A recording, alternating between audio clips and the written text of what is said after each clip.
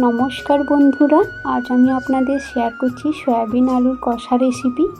রান্নাটির জন্য আমি একটা বড় বাটির মধ্যে সয়াবিনটিকে উষ্ণ গরম জলে ভিজিয়ে রেখেছি। 10 মিনিট ভিজিয়ে রাখার পর আমি সয়াবিনটিকে ভালো করে চিপে একটি পাত্রে তুলে নেব। রান্নার জন্য আমি কড়াই বসিয়ে দিয়েছি। এরপর এর মধ্যে 2 চামচ সরষের তেল দেব।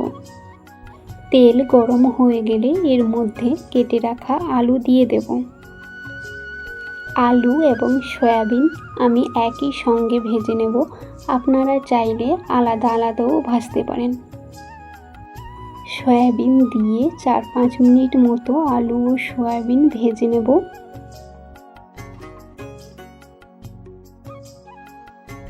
মিডিয়াম আঁচে আলু ও সয়াবিনটিকে কিছুক্ষণ ভেজে নিয়েছি হালকাভাবে। এরপর এটিকে একটি প্লেটে তুলে নেব।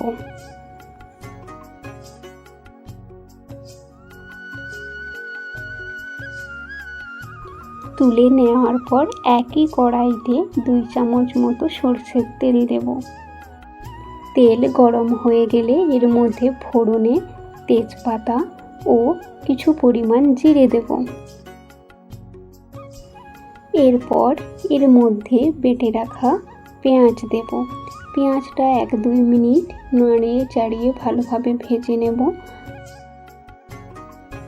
পেঁয়াজের কালারটা যখন হালকা চেঞ্জ হয়ে আসবে এইভাবে, তখন এর মধ্যে 1 চামচ রসুন বাটা, 1 চামচ আদা বাটা দিয়ে ভালোভাবে সব কিছু ভেজে নেব। 2 মিনিট ভেজে নেওয়ার পর এর মধ্যে টমেটো পেস্ট দেব।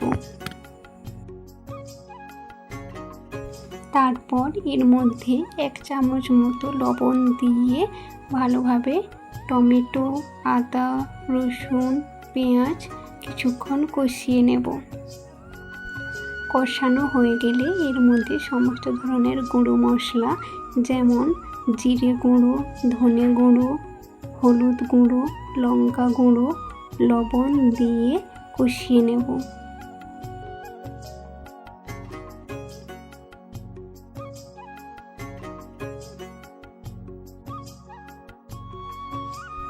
গুঁড়ো মশলা দিয়ে বেশিক্ষণ ভাজবো না, কারণ পুড়ে যেতে পারে, তাই এর মধ্যে সামান্য মশলা ধোয়া জল দেব।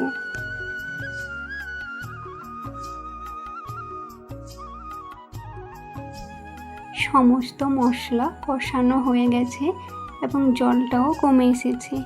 এরপর এর মধ্যে ভেজে রাখা সয়াবিন ও আলুগুলো দিয়ে দেব। আলু ও সয়াবিনটা দিয়ে মশলার সঙ্গে কিছুক্ষণ ঢাকা দিয়ে কষিয়ে নেব।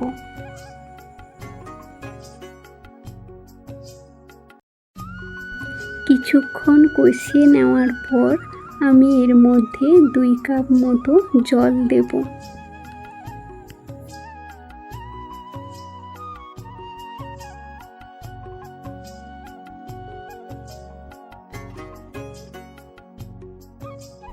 এরপর আমি এর মধ্যে 3-4টে চেরা কাঁচা লঙ্কা দেব। লবণ এবং লঙ্কাটা আপনারা আপনাদের প্রয়োজন মতো দিতে পারেন। আলু সয়াবিনের এই রেসিপিটা ভাত, রুটি, পোলাওর সঙ্গে সার্ভ করতে পারবেন। দেখুন বন্ধুরা, কালারটা কেমন সুন্দর এসেছে, তেমনি খেতেও অপূর্ব লাগে।